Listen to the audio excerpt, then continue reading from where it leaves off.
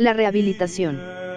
Puede que el Padre Pío no haya sabido jamás por qué le condenaron y por qué le absolvieron y rehabilitaron, así como puede que nunca haya entendido los motivos humanos que le dejaron en San Giovanni de Tandou, en contra de las órdenes para su traslado. Por su parte, él aceptaba cualquier disposición de las manos de Dios, y no se cansaba de repetir que, para él, la voluntad de los superiores expresaba la voluntad divina. Su personal serenidad y espíritu de obediencia estaban en claro contraste con la tormenta desencadenada fuera del convento por unas almas doloridas, o por unos espíritus exacerbados y perversos. Como ya hemos visto, desde que empezó lo que hemos llamado, el primer decenio de tribulaciones, se hablaba de alejar al Padre Pío de San Giovanni de Tandou. El 30 de julio de 1923, el superior general de los capuchinos escribió la orden de traslado.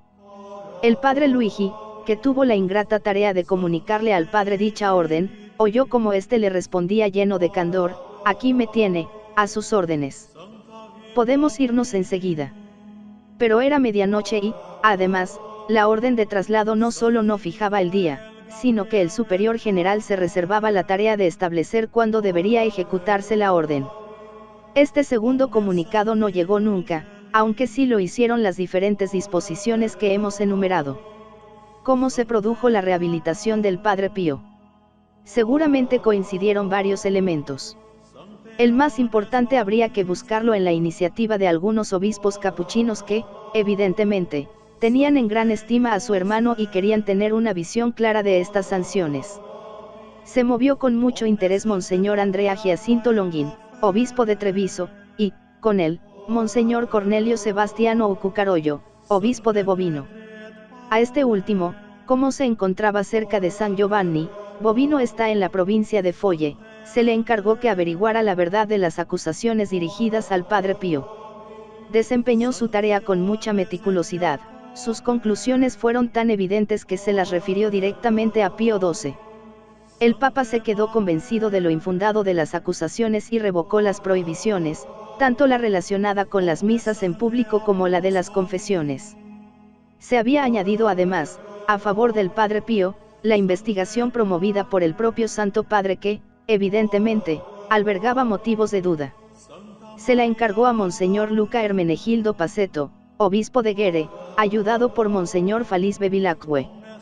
No menos activo fue don Orione, admirador del Padre Pío, que había adquirido un buen conocimiento de los hechos y ejercía un importante ascendiente sobre algunos eminentes eclesiásticos. No sabría decir con seguridad cómo fue de grande y positiva la aportación de otras personas, en especial de Amanuela Brunatto, las cuales, escandalizadas por el injusto trato dado al Padre Pío, quisieron intervenir enérgicamente, amenazando con un escándalo por medio de la prensa. Prefiero no ir más allá para no crear una polémica. De lo que me interesa hablar es del comportamiento del Padre Pío frente a estos intentos. Se opuso con todas sus fuerzas, demostrando claramente su absoluta contrariedad, suplicó que no siguieran por ese camino, sino que se fiaran del Señor y de sus instrumentos, las autoridades eclesiásticas. Mientras tanto, se había producido un cambio que en muchos casos resultó providencial. Para guiar la diócesis de Manfredo Unié, el 25 de marzo de 1933 nombraron obispo a Monseñor Andrea Cesarano, un óptimo prelado que llevó la diócesis hasta 1967. En ese periodo, gracias a Pío XI, le restituyeron sus facultades al Padre Pío, si bien con cuentagotas para lo que esperaban los fieles. Terminada la prisión, que había iniciado el 11 de junio de 1931, el 16 de julio de 1933 el padre volvió a celebrar en la iglesia. El 25 de marzo de 1934 le permitieron que confesara a los hombres y el 12 de mayo, a las mujeres. Después de 3 años. Os podéis imaginar la alegría del pueblo de San Giovanni y cómo empezaron a acudir inmediatamente los fieles desde todas las partes del mundo. El padre retomó su normal ritmo de vida, como si no hubiera pasado nada, altar y confesionario, además de mucha oración. Comía y dormía muy poco, los hermanos nunca entendieron de dónde sacaba las fuerzas. Y, sin embargo, parecía incansable, y la afluencia de gente fue tan grande que, a partir del 7 de enero de 1950, tuvieron que recurrir al sistema de las reservas. Una casa para los que sufren. En el cristianismo encontramos una especial sensibilidad hacia el sufrimiento de los hermanos, sobre todo los enfermos. Pensemos en las curaciones realizadas por Jesús y en el premio prometido, estaba enfermo y me visitaste. Pensemos en la fundación de las órdenes hospitalarias y en la construcción de los hospitales, nacidos casi todos de obras pías. Para el alma sensible del Padre Pío diría que había dos motivos muy importantes que alimentaban esta sensibilidad, en su corazón ya de por sí abierto a las necesidades de los hermanos. Había, por un lado, una experiencia personal y, por el otro, el continuo contacto con las personas que, directamente o por correo, le hablaban de sus enfermedades y le pedían ayuda. Y hay que añadir la desolada situación de la tierra que circundaba al Padre, una vasta zona carente de asistencia médica, desde los pantanos de la llanura hasta las colinas rocosas del monte Gargano. Podemos decir que el Padre Pío siempre estuvo enfermo. Débil desde que era un niño, llevó adelante sus estudios con dificultad a causa de su salud. Hemos visto que tuvo que pasar 7 años fuera del convento, en Pietrelcina, y hemos conocido las altas fiebres que hacían enloquecer a los médicos y que, en la época del servicio militar, le valieron la baja. La fiebre alta le causaba unos dolores agudos y varias veces le obligó a guardar cama, impidiéndole incluso celebrar misa. Prácticamente toda su vida padeció de tos, cólicos, artritis y otros dolores, a veces inexplicables para los médicos. Los trastornos se intensificaron durante el último decenio, cuando llegaba a la noche completamente falto de fuerzas, preparado para acoger a la hermana muerte. En los últimos años, cuando andaba, casi se arrastraba, daba verdadera pena verle subir las escaleras. A partir de marzo del 1968 se vio obligado a usar una silla de ruedas para poder desplazarse. Tremendamente castigado por el sufrimiento en su propia carne, era muy sensible a las enfermedades de los demás, que le asediaban casi continuamente, se confiaban a él en el confesionario, por la iglesia o en los pasillos, en los breves encuentros, o por medio de montones de cartas.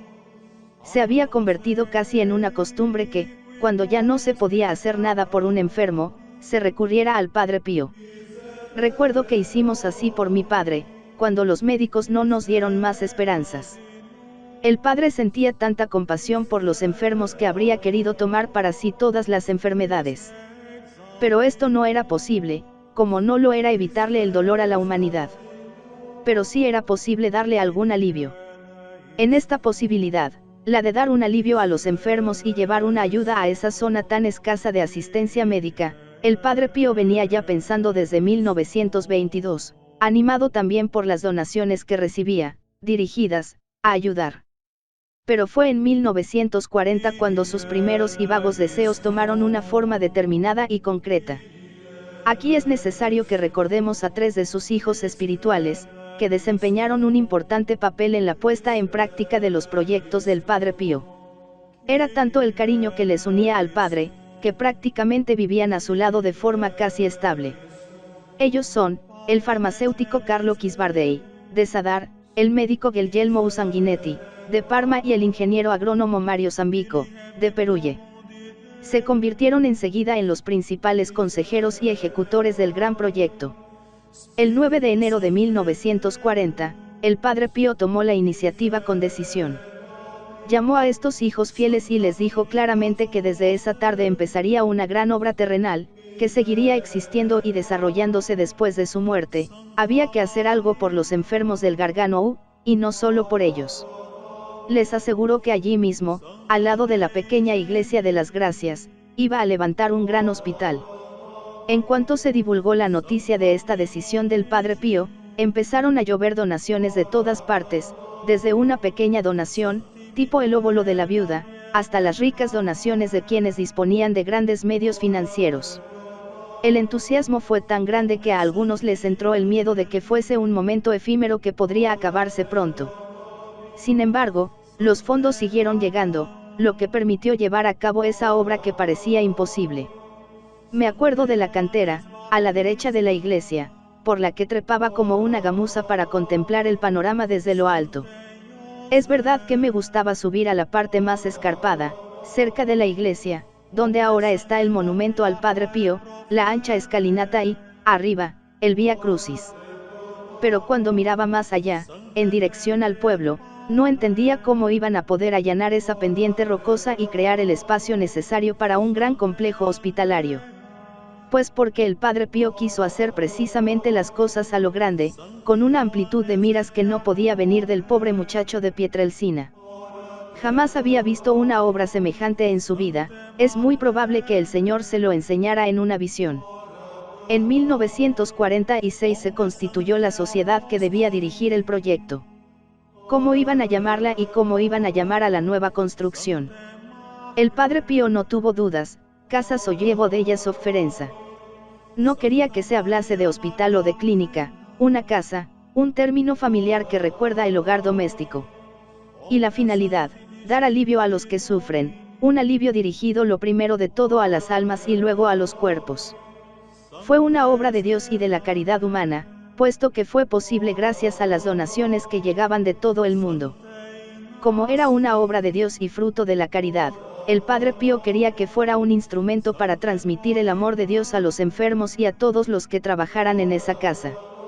Y a quienes había que dar la preferencia, si se puede hablar de preferencia cuando se trata de personas que tienen en común el dolor.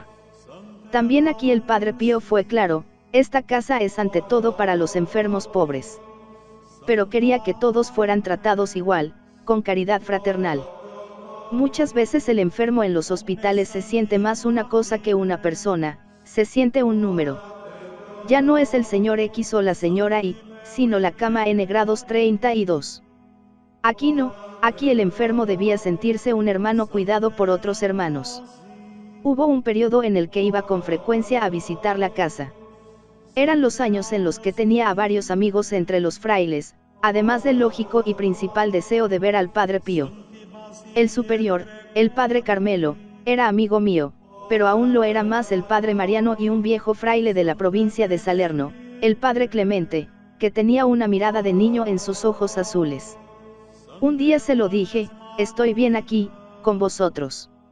Me contestó con sencillez, ¿qué quieres? Es la gracia de Dios.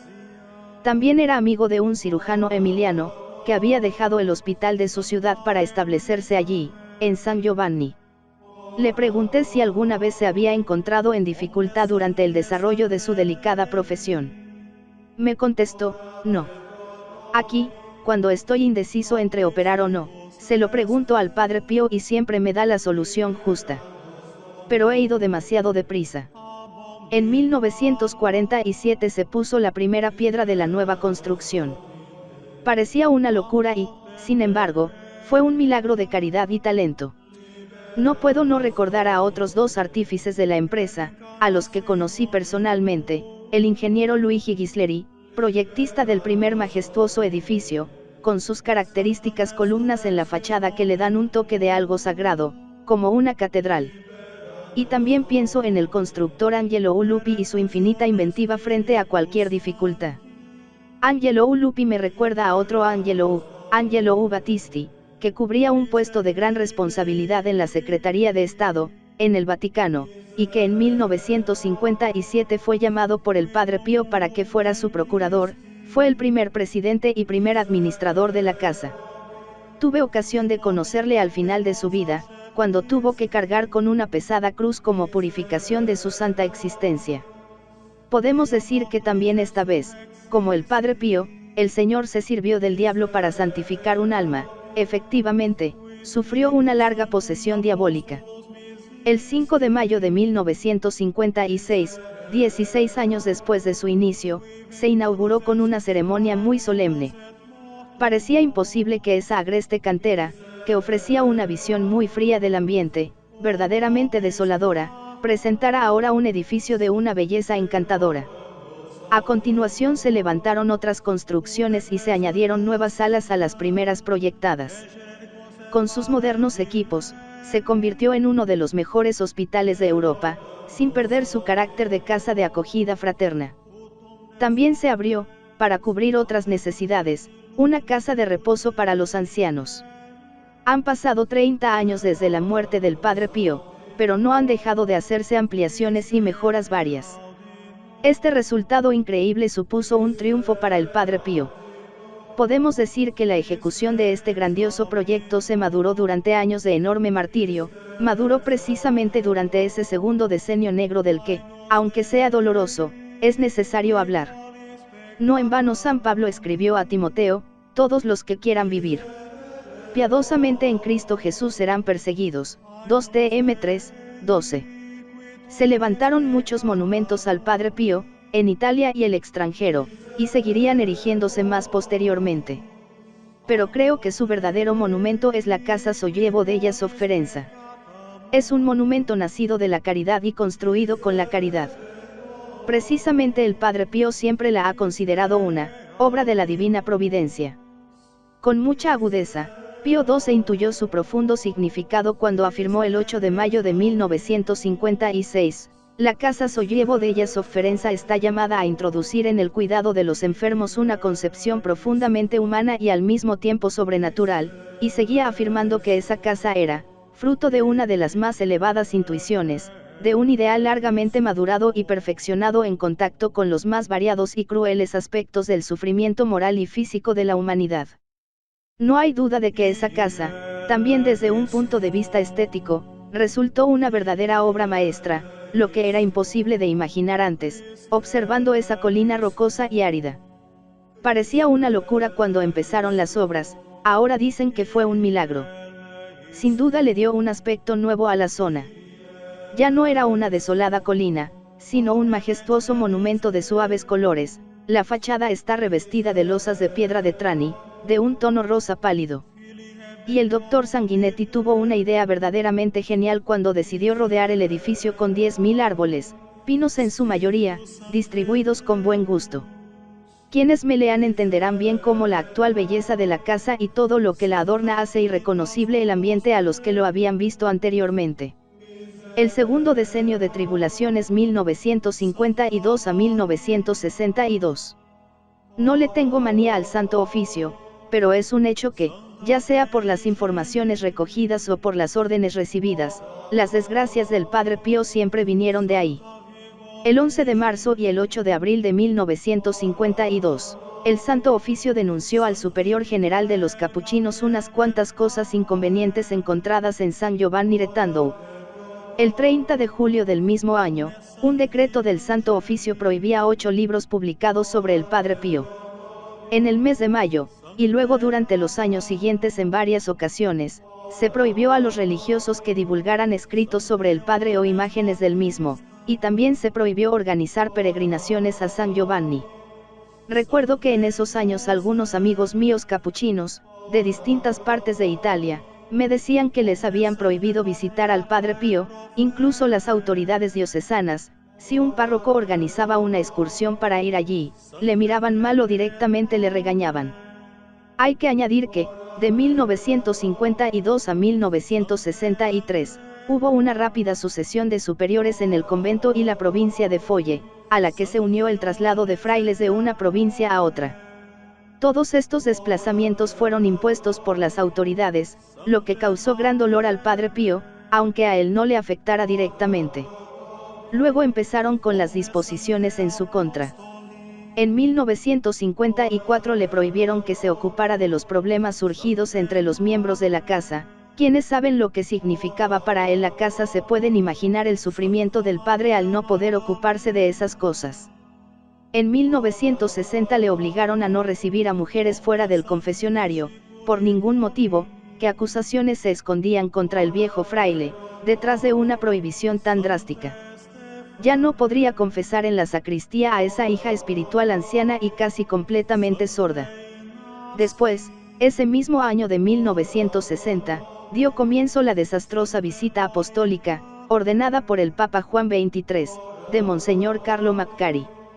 No hay que maravillarse si más tarde el escultor Messina, en el estupendo Vía Crucis que se ofreció a esculpir, puso el rostro del Padre Pío en la figura del Cirineo. Es verdad que el ambiente fervoroso también contenía elementos de fanatismo, del que ya hemos hablado. Es verdad que se producían algunos desórdenes cuando la gente hacía las reservas para las confesiones. Y cuando se abría la iglesia, la gente se precipitaba dentro de manera caótica para ocupar los puestos mejores, cerca del altar. Entonces ya llegaban grandes masas a San Giovanni, los capuchinos hacían lo que podían y no dudaron en alejar, cuando fue necesario, a personas demasiado fascinerosas o a elementos que, con la excusa de organizar el ajetreo, aumentaban el caos. El mismo Padre Pío tuvo que hacerse oír en bastantes ocasiones. Muchas veces, también en el pasado, cuando salía de la sacristía vestido con los ornamentos sacerdotales para decir misa, la gente se le echaba encima para cogerle las manos y besárselas, él se protegía como podía, defendiéndose con los codos. En esas mismas circunstancias era muy común que, en cuanto aparecía, se elevara un murmullo para saludarle y él pegara 4 gritos: silencio. De rodillas, para restablecer el orden. Recuerdo lo que me contaba un amigo mío capuchino, el padre Michelangelo, un predicador muy solicitado aún hoy en día, a pesar de lo avanzado de su edad. Era muy amigo del Padre Pío y hablaba con él con mucha confianza. Un día le dijo: ¿te parece bonito empezar la misa enfadado, dando esos gritos? Y el Padre Pío: ¿y quién está enfadado? Yo no me he enfadado jamás. Solo lo hago para imponer silencio. En esa época se produjo otro hecho grave que empeoró la situación. Entre los años 1955 y 1958, el banquero Giambattista Giaffre se declaró en quiebra y, con él, los capuchinos de muchas casas, incluido el obispo de Padua, Monseñor Bordignon, que le habían confiado un montón de dinero. Por otra parte, se sabía que el Padre Pío recibía abundantes donaciones para construir la casa Sollievo della Sofferenza. Era muy fuerte la tentación de utilizar ese dinero para cubrir los agujeros económicos causados por el hundimiento del banquero. Pero el Padre Pío fue inflexible, el dinero que llegaba como donación debía emplearse según las intenciones de los donantes. Y como él, también fueron inflexibles otros sacerdotes, que recibían donaciones para llevárselas al Padre Pío, a costa de sufrir sanciones canónicas. Sin embargo, estos hechos también sirvieron para crear más confusión y hacer nacer la sospecha de que el dinero enviado al Padre Pío no llegaba a su destino. Sanciones disciplinarias. De la sospecha se pasó a los hechos, y de la manera más odiosa y pecaminosa. Se tomaron medidas injustas contra algunos religiosos y sacerdotes, y al Padre Pío le empezaron a controlar sus entrevistas privadas. Llegaron a colocar micrófonos en el locutorio donde recibía a la gente y se ha sospechado que incluso en el confesionario. Es un hecho que 2 periodistas, Chiocchi Sirri, escribieron 3 volúmenes titulados, Pepia Iou, Storie di una vittima, El Padre Pío, Historia de una víctima, en los que llegaron a acusar al Santo Oficio de haber ordenado que pusieran los micrófonos. Los volúmenes reproducen textos de confesiones, con la declaración autógrafa de las personas implicadas. Declaramos que hemos dicho estas cosas al Padre Pío en confesión, y solo en confesión. Pero estas graves acusaciones fueron desmentidas. Y es cierto que el propio Padre Pío, cuando estaba hablando con un hijo espiritual suyo, se dio cuenta de que había un micrófono escondido en el locutorio y exclamó: hasta este punto hemos llegado. Si en el primer decenio de tribulaciones se sintió prisionero durante 3 años, suspendido del ministerio que era su misión, esta vez se sintió espiado, como el peor de los delincuentes. Deseo comentar algo sobre este grave hecho, ya que además he hablado con Chiocchi, un famoso periodista, con Sirri no, porque ya había muerto. Siento que en ese triste asunto también se viera envuelto otro buen amigo mío, Monseñor Umberto Teremi, merecedor de elogio por el impulso dado al santuario romano del Divino Amor. Pero Monseñor Umberto era así: si recibía una orden de sus superiores, su obediencia era total. Yo diría que se quedó atrás en el tiempo. También a nosotros, los religiosos, que tenemos el voto de obediencia, se nos hablaba de obediencia ciega. En cambio ahora, en el documento del Vaticano II referido a los religiosos, se habla de obediencia activa y responsable. En cuanto a los micrófonos, no me parece posible que los pusieran en el confesionario. Los pusieron en el locutorio, eso es seguro. Pero a veces podía suceder que los hijos espirituales, cuando iban a hablar con el Padre Pío, aprovecharan la ocasión para pedirle que les confesara. Como si esto no fuera suficiente, se añadieron otras sospechas y otras acusaciones. Por ejemplo, se corrió la voz de que no se sabía bien en qué manos habían terminado las cartas, una auténtica montaña que mandaban al Padre Pío, a veces dirigidas al convento y otras veces a la casa Sollevo della Sofferenza, y que muchas veces contenían donaciones. Todo hacía pensar en un ataque de Satanás contra la gran obra de la casa, tal vez era un intento para interrumpir las obras o, incluso, detenerlas definitivamente. El hecho es que las disposiciones dadas por el visitador apostólico, Monseñor McCarry, no pudieron ser más odiosas e inoportunas. Pensemos en el cancel de hierro, que aún sigue allí, alrededor del confesionario del Padre Pío. Para los que estaban acostumbrados a esos lugares, parecía realmente una prisión. Y luego emitieron la prohibición a los obispos y sacerdotes de ayudar al Padre en misa. No creo que en la historia de la Iglesia haya existido nunca semejante prohibición. Y peor todavía, se le impuso al Padre que celebrara la misa en 30 minutos, como mucho 40. Esto ya fue el colmo de la ignorancia y de la incomprensión hacia lo que era la misa del Padre Pío desde los primeros años, cuando en Pietrelcina empleaba 4 horas en la celebración. Y, sin embargo, en medio de todo este barullo, el Padre Pío, aunque se sentía muy amargado en su interior, siempre estuvo decididamente de parte de las autoridades eclesiásticas. A los que le decían que le habían tenido preso y que le habían espiado, les respondía que se sentía muy libre. A los que denunciaban que estas disposiciones le habían puesto detrás de las rejas, les respondía que lo habían hecho para protegerle. Y pobre del que se atreviera a decir en su presencia algo en contra de las autoridades eclesiásticas y de las disposiciones del obispo visitador. Pero debemos admitir 2 excepciones.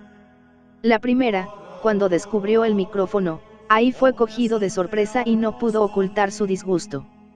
La otra excepción concierne a la duración de la misa. Le confió a su superior, casi llorando: el Señor sabe que yo querría hacer como los demás, pero no lo consigo.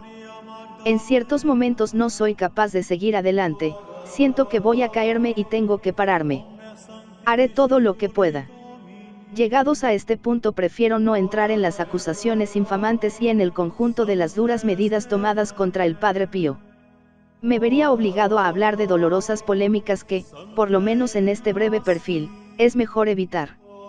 Sobra decir que los fieles del Padre Pío, indignados en grado sumo, no se quedaron de brazos cruzados. Nuevamente hicieron recurso al activo a Manguela Brunatto, que tenía la capacidad de llegar a todas partes. Pero, en vista de los encuentros inútiles con los vértices de los ambientes eclesiásticos, recurrió de nuevo a los vértices de los organismos internacionales. Habían preparado un libro blanco, con una documentación que daba miedo o, para decirlo más exactamente, una documentación que podía ser un escándalo. El libro estaba destinado a los gobiernos de los Estados miembros de la ONU. Convocaron una conferencia para presentarlo en el Gran Salón del Hotel Richemont de Ginebra. Pero cuando ya estaba todo preparado y parecía imposible dar marcha atrás, llegó la orden del Padre Pío de suspender todo, no el camino por el deseado. Esta vez Brunatto obedeció. Su figura podrá ser discutible bajo muchos aspectos, pero en este caso su obediencia fue verdaderamente heroica. Se dio cuenta de que hizo un papel vergonzoso delante de todo el mundo diplomático y eclesiástico que había movilizado para esa ocasión, y además tuvo que usar toda su habilidad para detener la fatigosa obra de sus manos. Pero supo respetar la voluntad del Padre Pío. La voluntad de un santo debía prevalecer sobre los cálculos humanos. Pablo V se encargó de anular el trabajo de Monseñor McCarry y de asegurar la plena libertad al Padre Pío. Ya Juan XII, que veía al Padre Pío con cariño y que había considerado extremadamente perjudiciales las medidas tomadas con el fin de aclarar las acusaciones, repetía: en los últimos años de su vida, me engañaron sobre el Padre Pío. El rostro de sus enemigos. El Padre Pío fue muy amado, pero sabía que tenía algunos enemigos terribles, que le odiaban a muerte. No eran los hombres, que podían haberse equivocado a causa de malas informaciones, prejuicios o incomprensiones. Jamás vio el Padre a nadie como un enemigo. Los verdaderos enemigos eran los demonios, enemigos del Padre y enemigos de cada uno de nosotros. Creo que en la vida del Padre Pío se tocó de manera muy evidente una realidad en la que muchos no creen, porque actúa a escondidas. Es una realidad tremenda, que San Pablo expresó así: poneos las armas de Dios para poder afrontar las acechanzas del diablo, porque nuestra lucha no es contra hombres de carne y hueso, sino contra los principados, contra las potestades, contra los dominadores de este mundo de tinieblas, contra los espíritus malignos del aire. Ef 6, 11-12. Las señales que San Pablo da de los demonios son muy precisas, porque los llama con el nombre del rango al que pertenecen. Creo que esta ha sido también una de las misiones del Padre Pío, una lucha evidente, para el visible, contra el verdadero y oculto enemigo, el terrible enemigo de todos. Muchas veces, sobre todo en los programas de televisión, me han preguntado si he visto al diablo y cómo podría describirlo. El diablo, como todo el mundo angelical al que pertenecía, es puro espíritu, puesto que no tiene cuerpo, ni le podemos ver ni le podemos describir. Si quiere aparecer de modo sensible, tiene que valerse de una forma ficticia, que asume dependiendo de lo que quiere provocar. Y lo mismo pasa con los ángeles. Cuando el arcángel Rafael recibió la tarea de acompañar al hijo de Tobías, asumió la apariencia de un joven vestido con ropa de viaje. Santa Francisca Romana veía a su ángel de la guarda bajo la forma de un niño reluciente, y por esto se la representa con un niño al lado. Otras apariciones angelicales también han asumido la imagen de un ser luminoso.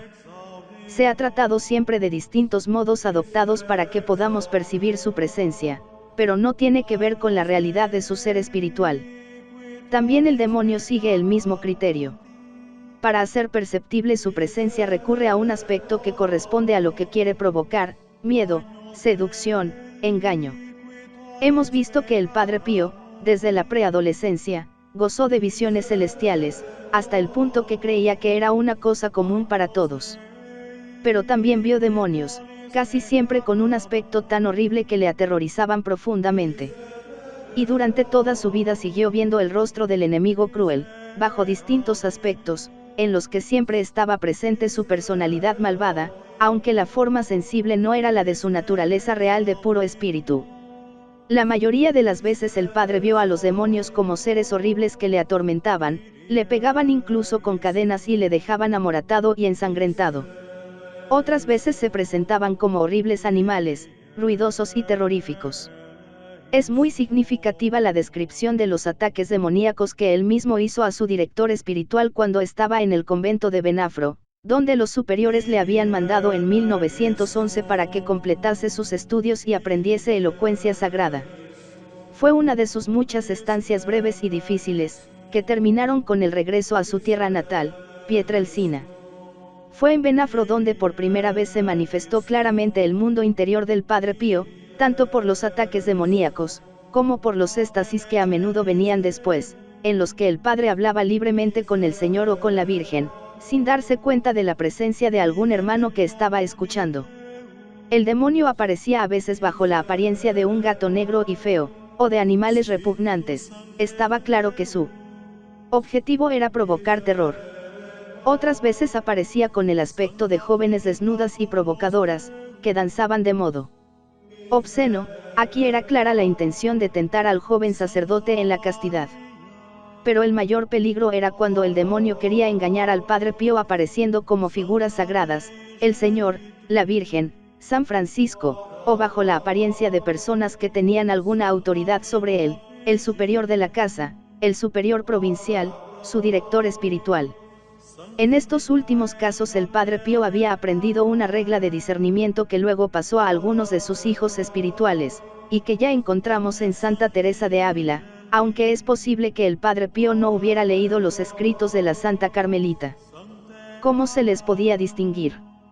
Cuando aparecía de verdad el Señor, la Virgen o el ángel de la guarda, el Padre sentía un inmediato temor, miedo, pero luego, cuando terminaba la aparición, sentía una gran paz.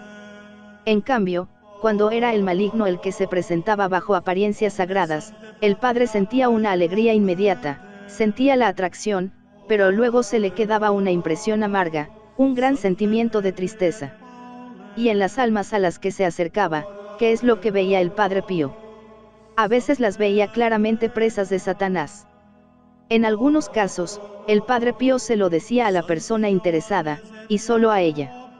Creo que normalmente no veía al demonio, pero lo combatía con fuerza. Sabía muy bien que la acción principal del demonio, esa a la que todos sucumbimos, es la de tentarnos al mal.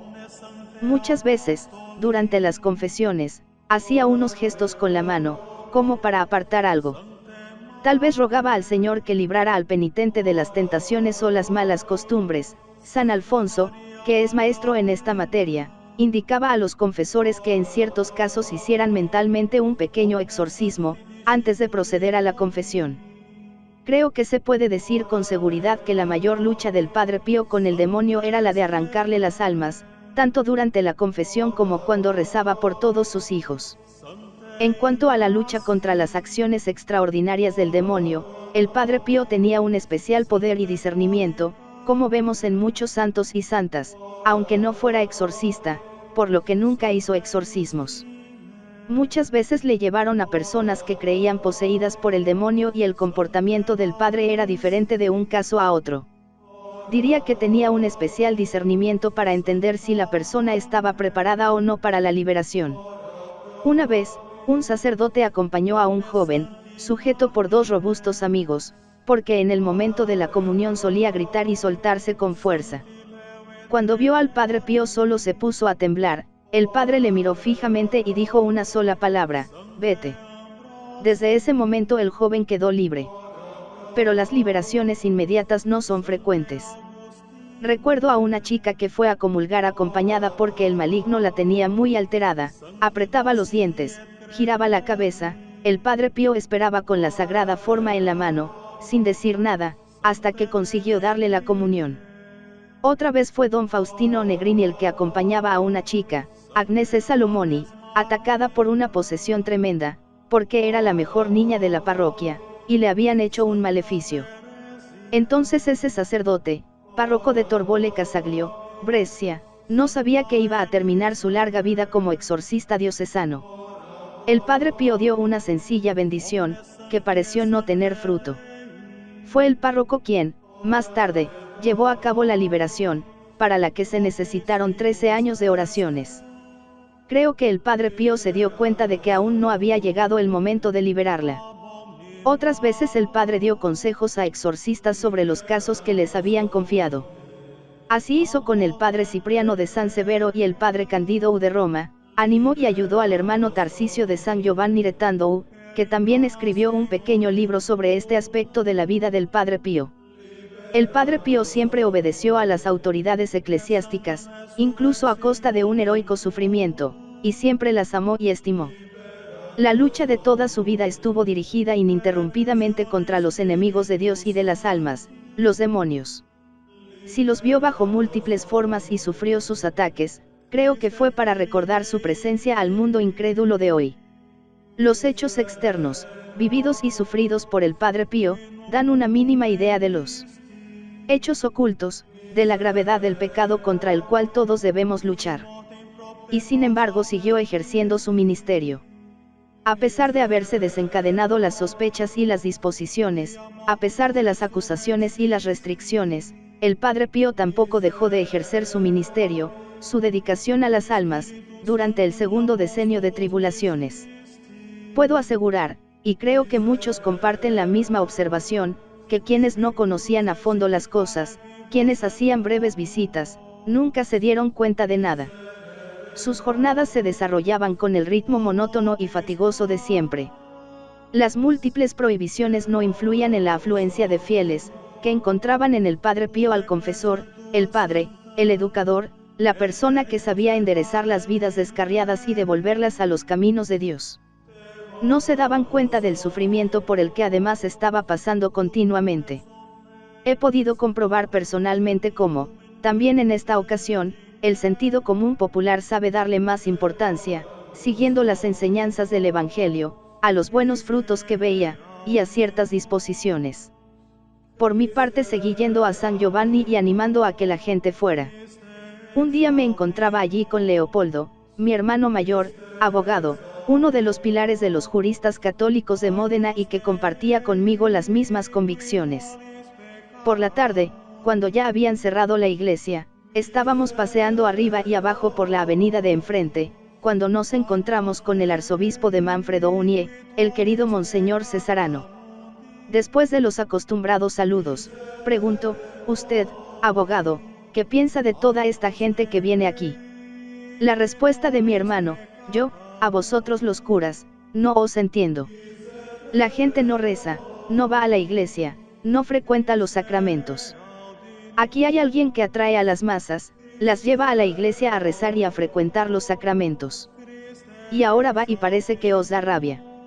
En vez de dar ánimos, hacéis de todo para desanimar. Yo, a vosotros los curas, no os entiendo.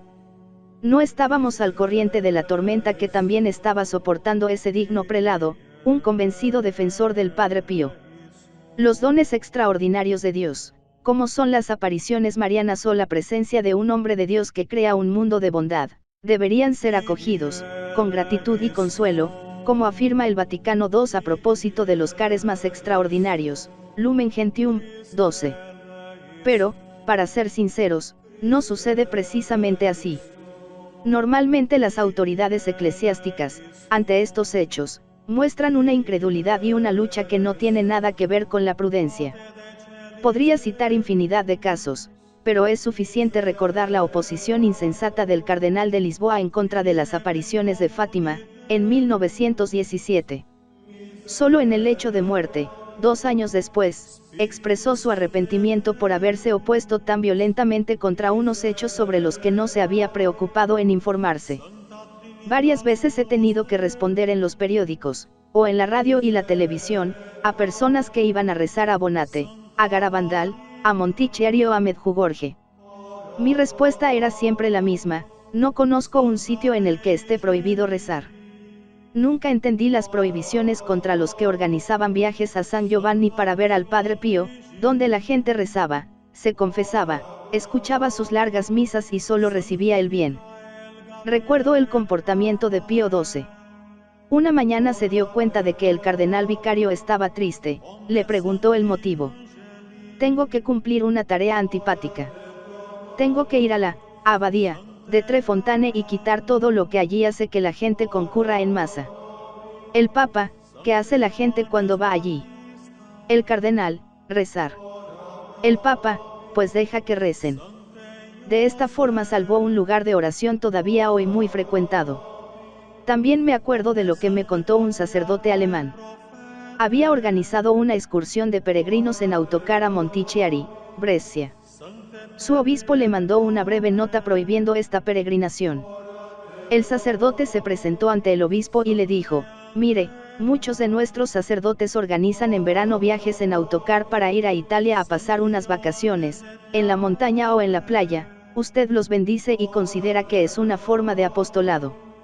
Yo alquilo un autocar para ir a rezar y usted me lo prohíbe. El obispo reflexionó un poco y decidió: id y rezad también por mí.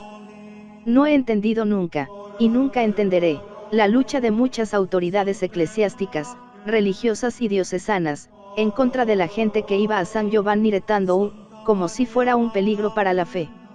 De esta forma no solo no se han combatido los auténticos peligros de la fe, sino que se ha impedido el bien. Servir al Señor con alegría. Los tiempos borrascosos no le hacían perder al Padre Pío el cariñoso contacto con sus hijos ni tampoco el buen humor que siempre le había gustado manifestar durante los recreos con sus hermanos, a los que ahora también se unían algunos de sus hijos espirituales más activos. Estoy seguro de que el Padre Pío amó mucho y fue muy amado. De esto se daba cuenta completamente y le daba gracias al Señor por ello. Un día, mientras estaba en San Giovanni, un amigo muy práctico me enseñó algo que no había hecho nunca. Al terminar la confesión, le pregunté al Padre Pío: ¿puedo darle un beso? Y él: no. No había terminado de decir su no, cuando ya le había estampado un beso en la mejilla derecha y otro en la izquierda. En otra ocasión mi caradura me llevó a darle un tirón de la barba. Él se reía contento, aunque refunfuñaba: ahora estos también quieren un beso. Y vayamos ahora con los recreos que el Padre Pío animaba, incluso en los tiempos más duros, con la única preocupación de no hacerles pesar a los demás su cruz y que estuvieran alegres en esos momentos de distracción. El Padre Pío era un verdadero artista contando chistes, o consolando a quien pasaba por un triste momento. Recuerdo que una vez un hermano, que estaba tan contento en San Giovanni, recibió la orden de cambiarse a otro convento. Esa tarde, cuando llegó al recreo, estaba muy decaído. El Padre Pío, Imitando cómicamente la voz y los gestos del padre provincial, se puso a echarle un sermón: hijo, es por tu bien por lo que te pido que dejes este convento y te dediques a un nuevo ministerio. Todos se rieron y ni el pobre fraile pudo mantenerse serio. Algunos chistes del padre Pío se hicieron famosos. Él sabía contarlos tan bien, acompañándolos con la mímica típica de la gente del sur, que aunque uno se los hubiera oído contar 10 veces, se reía como si fueran nuevos.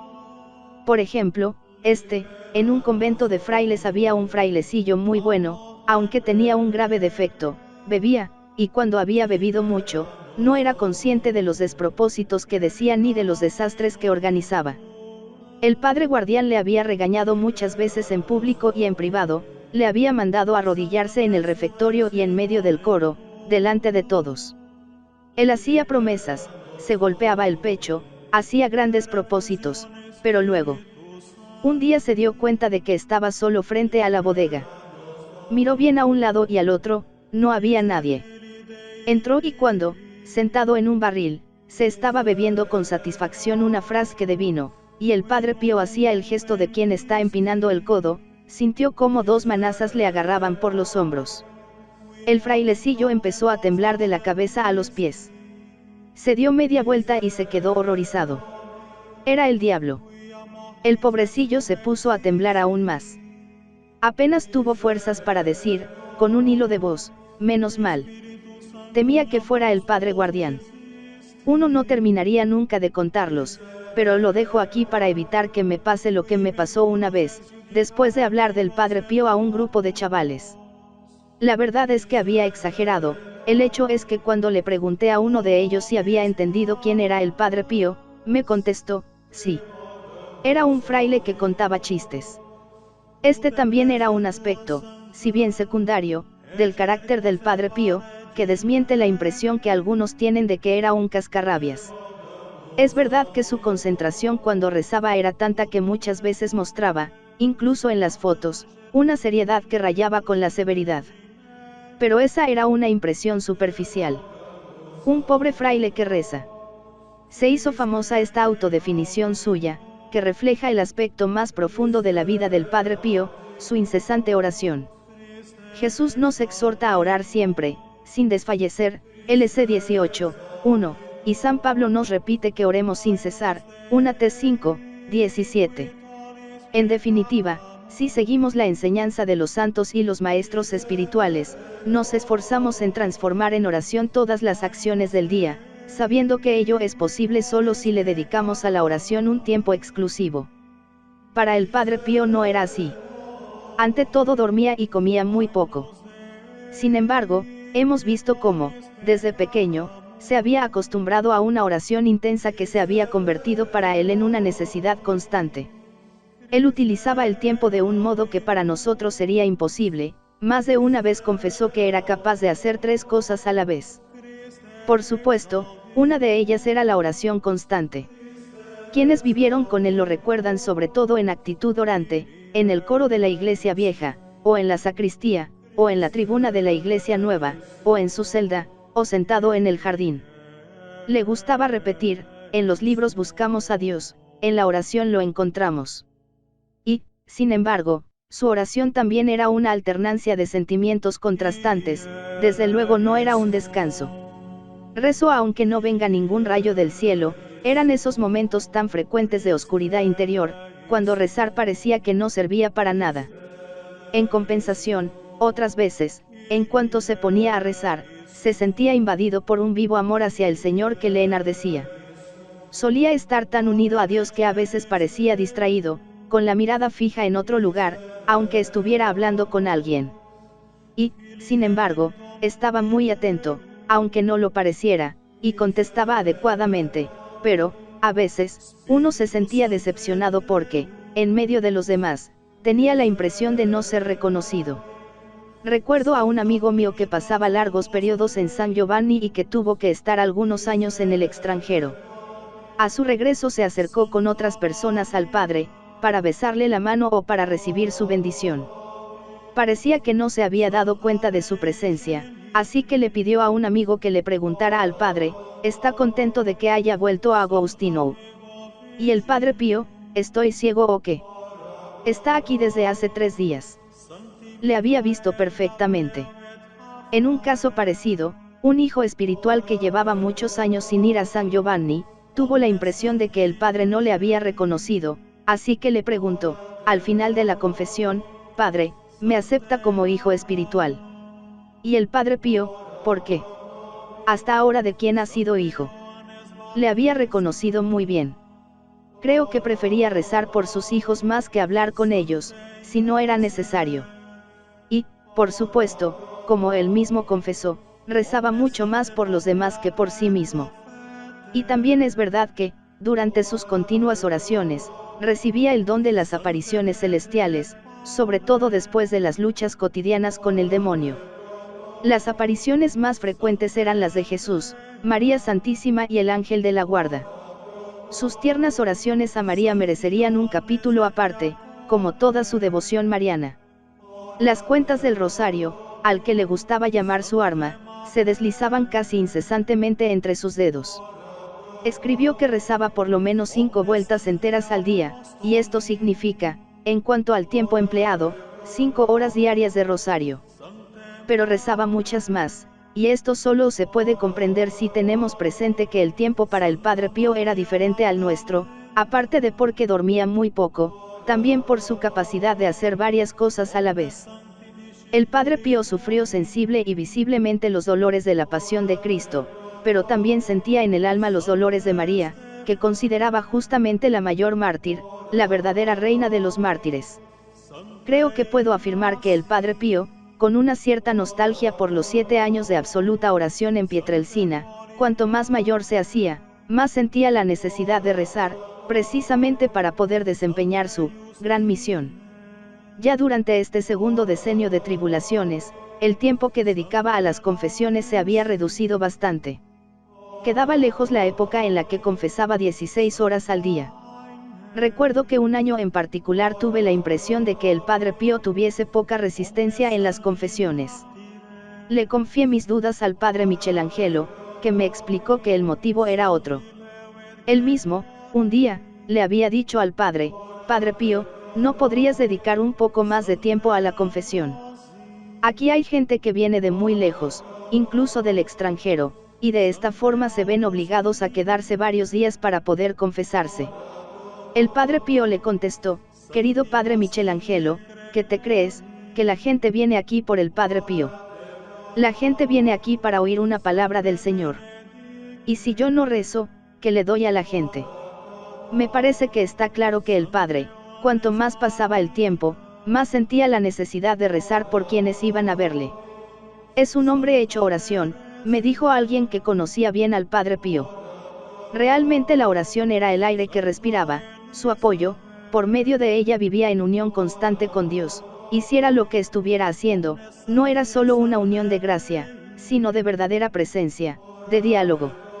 La necesidad de la oración le venía también de su constante sentido de indignidad, sentía que era un gran pecador, también porque era lógicamente consciente de su fragilidad, común en todos los hombres en esta vida, por eso siempre tenía miedo, más bien terror, de caer en pecado, de ofender al Señor, de no ser digno de lo que estaba haciendo, sobre todo cuando se disponía a decir misa.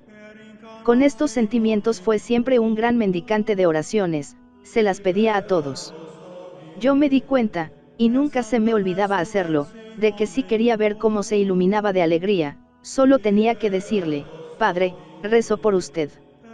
Me lo agradecía efusivamente, como si quisiera decirme, «Por fin alguien que me entiende».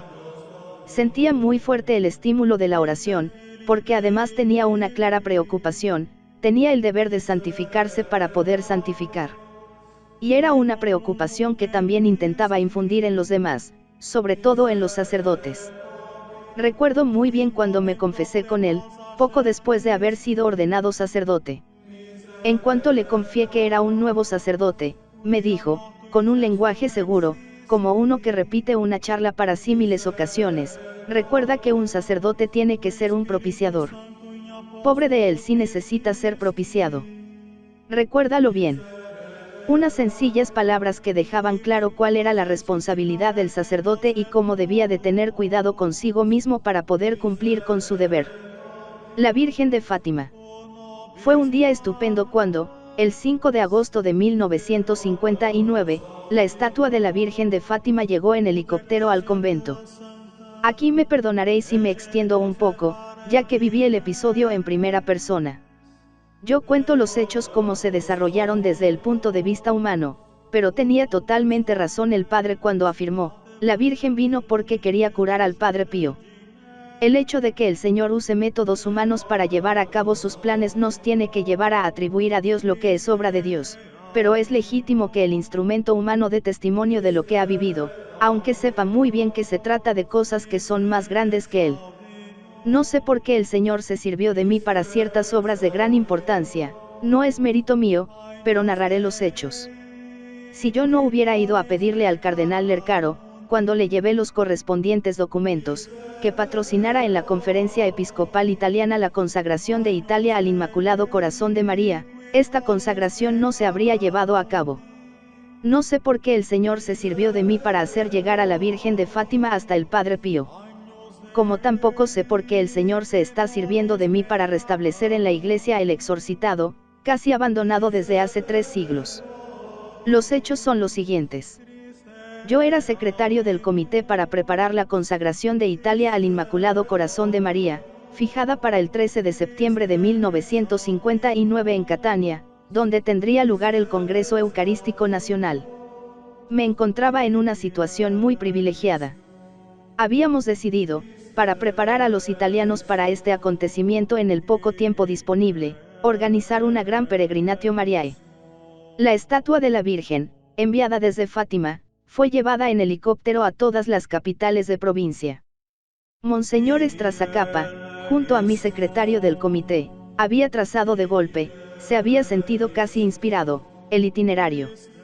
Tengo todavía delante de mí la hoja de papel que mandamos enseguida a todos los obispos y que fue acogido con gratitud por todos sin poner objeciones. El tiempo corría y había que aprovechar todos los días, desde finales de abril hasta septiembre, sin tener en cuenta los domingos ni los días festivos o las vacaciones de verano.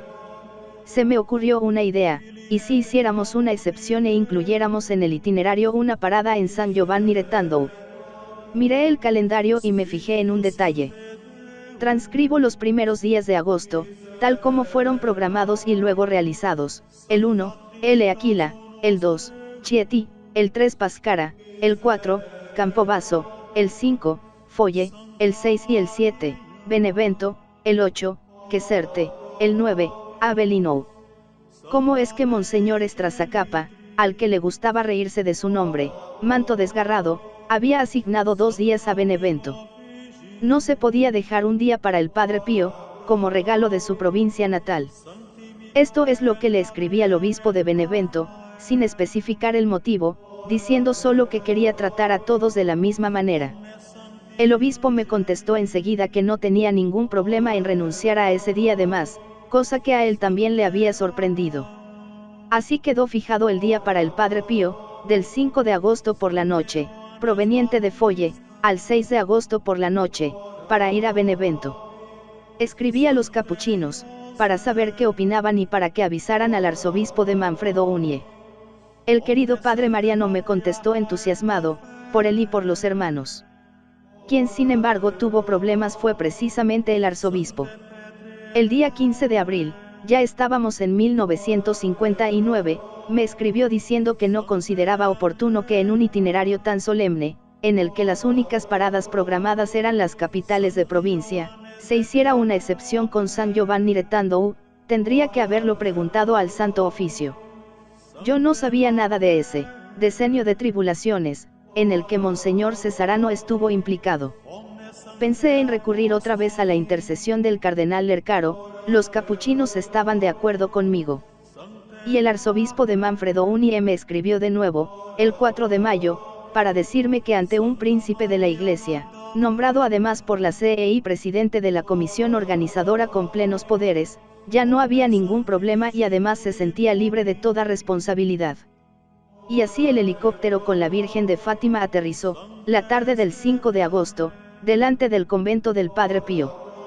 Precisamente el 25 de abril, cuando dio comienzo en Nápoles la gran peregrinación mariana, el padre Pío había enfermado de pleuresía exudativa, y desde el 5 de mayo ya no estaba en condiciones ni de decir misa. La mañana del 6 de agosto, haciendo un gran esfuerzo, el padre Pío bajó para honrar la estatua de la Virgen. Es muy famosa la foto en la que se ve al padre, ayudado por un hermano, depositando un rosario en las manos de la Virgen. El día 6 por la tarde el padre siguió la salida del helicóptero desde la ventana del coro. Suplicó: Virgen, Virgen mía, has venido a Italia y me he puesto enfermo, ahora te vas y me dejas enfermo. En ese instante sintió como un escalofrío y dijo a los hermanos: estoy curado. Se sintió sano y fuerte como jamás en la vida. Un lento declive. Podemos fijar en 1962 el final del segundo decenio de tribulaciones, aunque se terminó en realidad en 1964, pero también desde esa fecha empieza el declive físico del padre. Si durante el primer horrible decenio tuvo que sufrir restricciones personales, como la prohibición de decir misa en público y confesar, en el segundo decenio sufrió por sospechas y controles más sutiles, de los que fueron una muestra los micrófonos y la prohibición de interesarse por los asuntos de su queridísima casa Sollevo della Sofferenza. Fue muy dura la visita canónica de Monseñor Maccari, sobre la que puedo contar un detalle que me llegó de una fuente segura. En el Vaticano se dieron perfectamente cuenta del fracaso y de la manera negativa de llevar esa visita, y se preocuparon de salvar el tipo. ¿De qué modo? Para dar la impresión de que todo se había realizado de modo encomiable, nombraron obispo a Monseñor Maccari. Pero es mejor volver al padre Pío. En 1960, a causa del continuo debilitamiento de su vista, le dieron permiso para que sustituyera el rezo de las horas canónicas por el rezo del rosario. Para él, que era anciano y estaba acostumbrado a celebrar con los textos que conocía de memoria, era un esfuerzo enorme verse obligado a decir misa en italiano, pues tenía que aprenderse todo desde el principio. Son muchas las personalidades competentes de la Iglesia que consideran que la radical ruptura de la Iglesia con el pasado fue un error, aunque aprueben totalmente los cambios litúrgicos. De todas formas, al padre se le permitió que celebrara en latín, aunque, a partir de 1965, los problemas de salud le impidieron decir misa. Desde noviembre de 1966, el padre se vio obligado a celebrar sentado.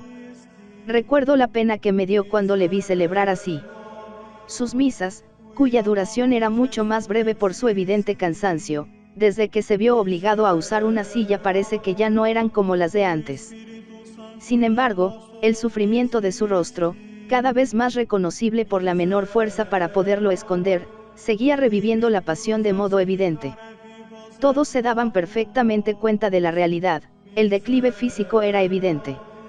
Nadie se sorprendió cuando se supo lo que afirmó con precisión, hablando con una sobrina suya: dentro de 2 años ya no estaré aquí porque habré muerto. Las que no cesaron jamás fueron sus luchas con Satanás, el gigante, visto en la adolescencia y contra el que siempre combatió y al que siempre venció a pesar de sufrir las heridas de estos combates. El 6 de julio de 1964 se oyó un fuerte golpe que venía de su celda. Los frailes que acudieron encontraron al padre Pío en el suelo, herido en el arco superciliar. Fue necesario curar y suturar la herida con puntos. El demonio le había golpeado la cabeza contra el suelo. Es muy famosa la foto del padre Pío con el rostro tumefacto por este motivo. Tampoco tuvo en el pasado el padre Pío miedo a la muerte, en algunas ocasiones la esperó como una liberación. Al final llegó el día que aguardaban todos los hijos espirituales del padre, el 20 de septiembre de 1968, 50 aniversario de su estigmatización. Era un viernes. Él no quería ninguna solemnidad, como le habían pedido. Pero sus hijos habían llegado de todo el mundo y esos días la iglesia estaba siempre abarrotada. Habían organizado un congreso internacional con los 740 grupos de oración. El 21 de septiembre el padre no se encontró en condiciones de celebrar. Llegó la mañana del 22 de septiembre. Para ese domingo la iglesia estaba vestida de fiesta. A la hora acostumbrada, las 5, el padre Pío bajó a celebrar su última misa. Se veía que estaba agotado, que le faltaba el aliento, que se iba a morir, pero a su lado, el superior insistía con tosudez para que cantara misa. Llegó hasta el final como mejor pudo. Cuando dijo en lágrimas, la misa ha terminado, podéis ir en paz, los fieles prorrumpieron en un estruendoso aplauso, que parecía que no se acababa nunca. Se tambaleó y le tuvieron que sentar en la silla de ruedas. Después de dar gracias, pidió que le acompañaran al confesionario de las mujeres. Quería morir al pie del cañón.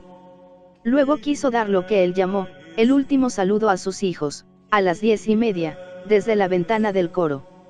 Por la tarde, con alegre sorpresa para todos, se dejó ver una vez más, rezando en el lugar habitual, la tribuna de la gran iglesia. Aún pudo saludar a la multitud desde la ventana de la celda N-1, la que dejan visitar a los peregrinos. Fue su última aparición. Había dicho varias veces, cuando me presente ante el Señor, espero que me acompañen dos madres, María Santísima y mi madre. Pues bien, mientras miraba el cuadro que tenía frente a él con la foto de su madre, le dijo al fraile que le estaba cuidando, veo a dos madres. Y a la objeción del hermano, de que esa era la foto de su madre, insistió, veo muy bien, estoy viendo a dos madres. Nada más dar las 12 de la noche, cuando ya se podía proceder a la celebración eucarística del nuevo día, le pidió al padre Pellegrino que celebrara la misa. Se confesó y renovó su profesión religiosa. Se apagó dulcemente a las 2:30 del lunes, 23 de septiembre de 1968. Las últimas piadosas tareas, se preparó el cadáver y se constató que los estigmas habían desaparecido completamente, sin dejar ninguna cicatriz. Este hecho se documentó por escrito y con fotografías. Para la ciencia siempre será un misterio cómo aparecieron estos estigmas de repente, cómo permanecieron 50 años y cómo desaparecieron de manera igualmente misteriosa. Se había acabado el objetivo por el que el Señor se los había dado.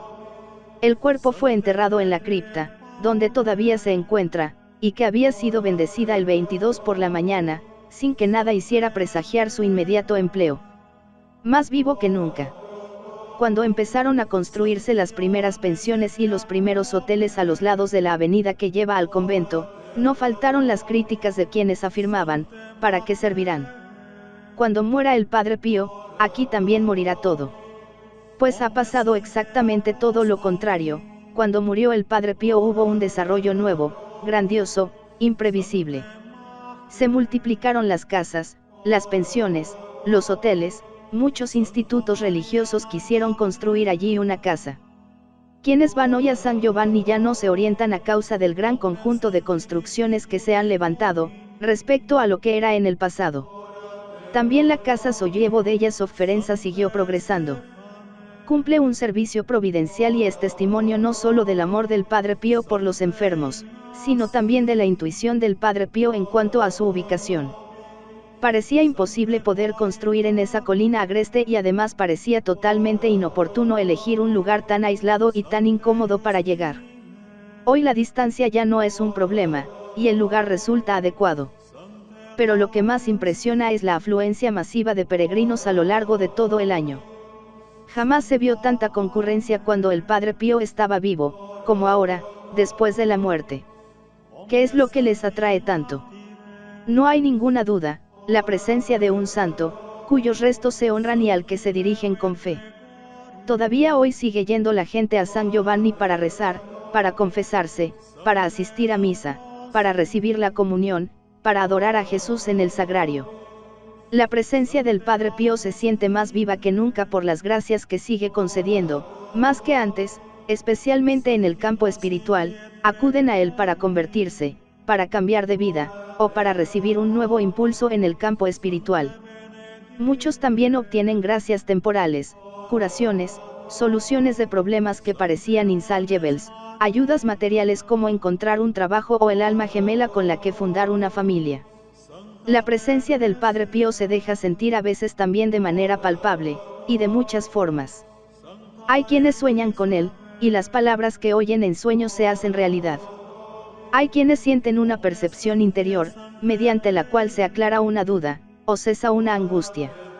Pero hay algo que ya existía cuando estaba vivo y de lo que aún no he hablado, su perfume.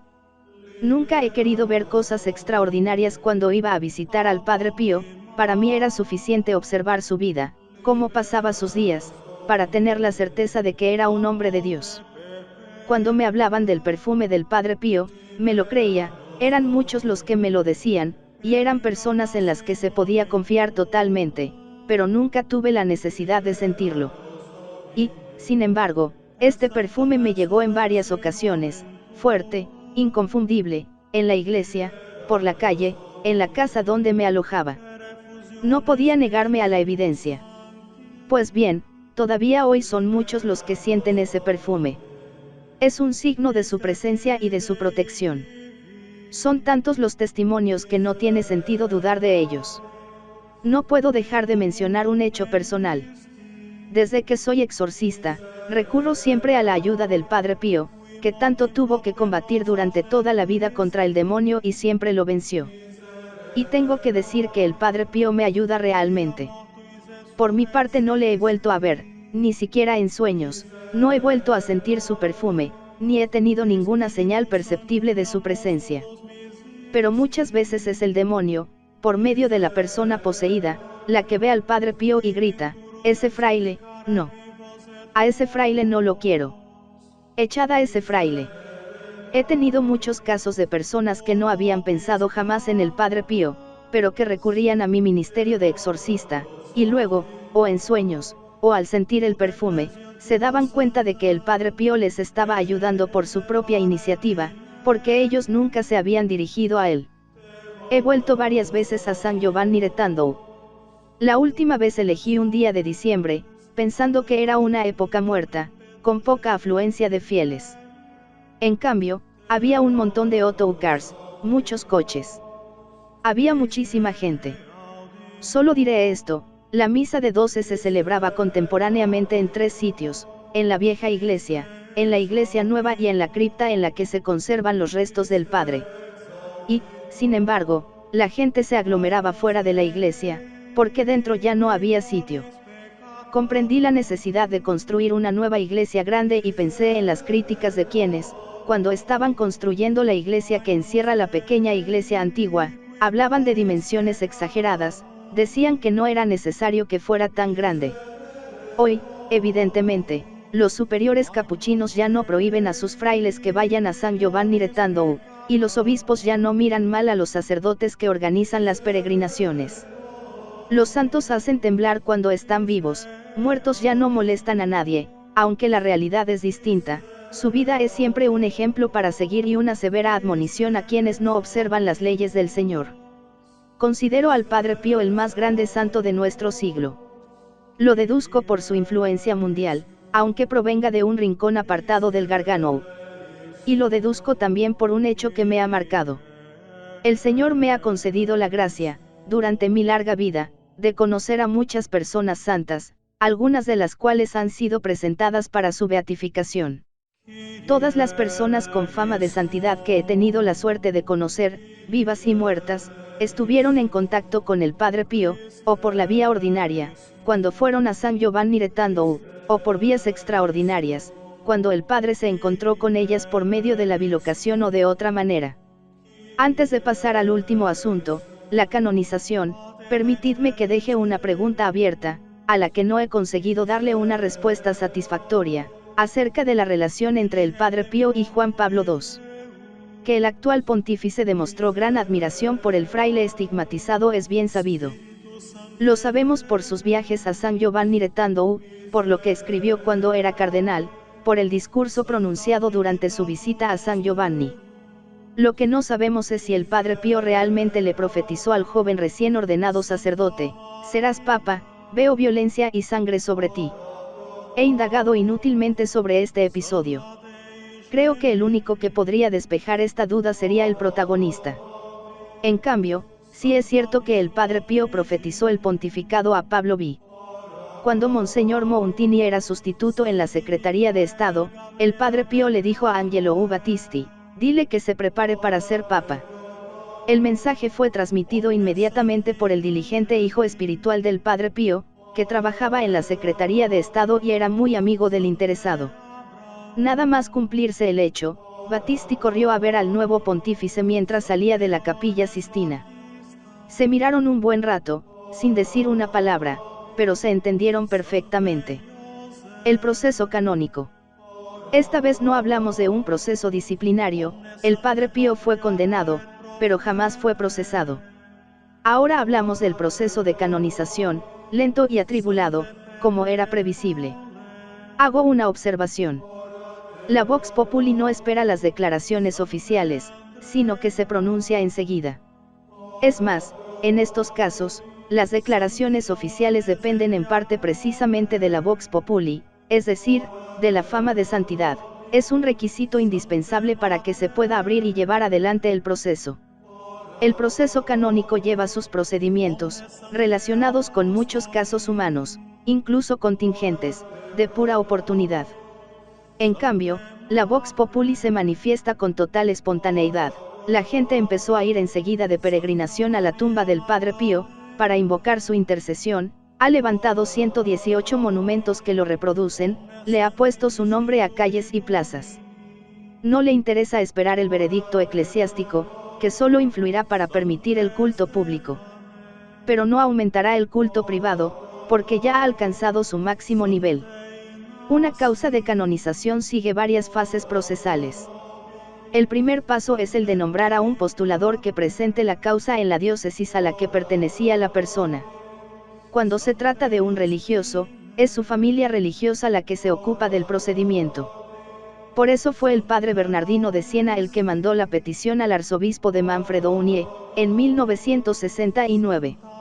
Una vez acogida la solicitud, procedieron a examinar los escritos, a interrogar a los testigos y a recoger todo el material necesario. Cuando terminaron con todo lo correspondiente a la diócesis, el arzobispo de Manfredo Unier entregó toda la documentación a la Congregación para las Causas de los Santos, en 1980. Después de un primer análisis positivo, el Santo Padre firmó el decreto para presentar el proceso cognitivo sobre la vida y las virtudes del siervo de Dios, el Padre Pío de Pietrelcina. Esto ocurrió en 1982. Entonces, cada postulador tiene que preparar un volumen, llamado positio, posición o situación, para someterlo a la correspondiente comisión. Dicho volumen contiene la vida del siervo de Dios y la prueba de que ha practicado las virtudes cristianas de modo heroico, y en el mismo también se responde a los posibles motivos de duda o de impugnación. Para la positio del Padre Pío se necesitaron 6 volúmenes. Su existencia presentaba muchas dificultades, incluso para las personas competentes implicadas en muchos de los episodios alegres y tristes de su vida, y era necesario aclarar bien las posturas y los comportamientos de cada una de ellas, sobre todo ante las reacciones del padre en distintas situaciones.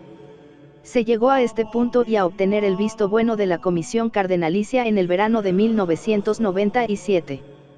Por fin las conclusiones de todo el proceso se pudieron someter al Santo Padre, que el 18 de diciembre de 1997 promulgó el decreto con el que se reconocía que el Padre Pío había vivido heroicamente las virtudes cristianas y así fue proclamado, venerable. Además, se afirmaba la naturaleza sobrenatural de sus estigmas. Quedaban los 2 últimos pasos. Después del reconocimiento de un milagro, el Papa proclamó, beato, al venerable. Después del reconocimiento de un segundo milagro, lo proclamó, santo. El Padre Pío hizo muchos milagros. Pero hay que tener presente que, para los fines de la causa, solo se pueden presentar los milagros realizados después de la muerte, y la presentación se puede hacer solamente después de la firma del decreto por el que un siervo de Dios es declarado venerable. Sé que para el Padre Pío ya hay varios milagros documentados, realizados por intercesión suya después de su muerte.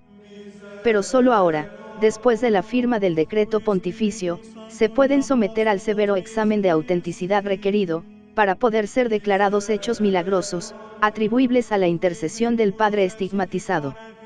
Así queda explicada la lentitud y la prudencia empleada en estos procesos que, repetimos, no obstaculizan para nada el culto popular privado, ampliamente extendido en todo el mundo. Un culto que ahora se ha convertido en público.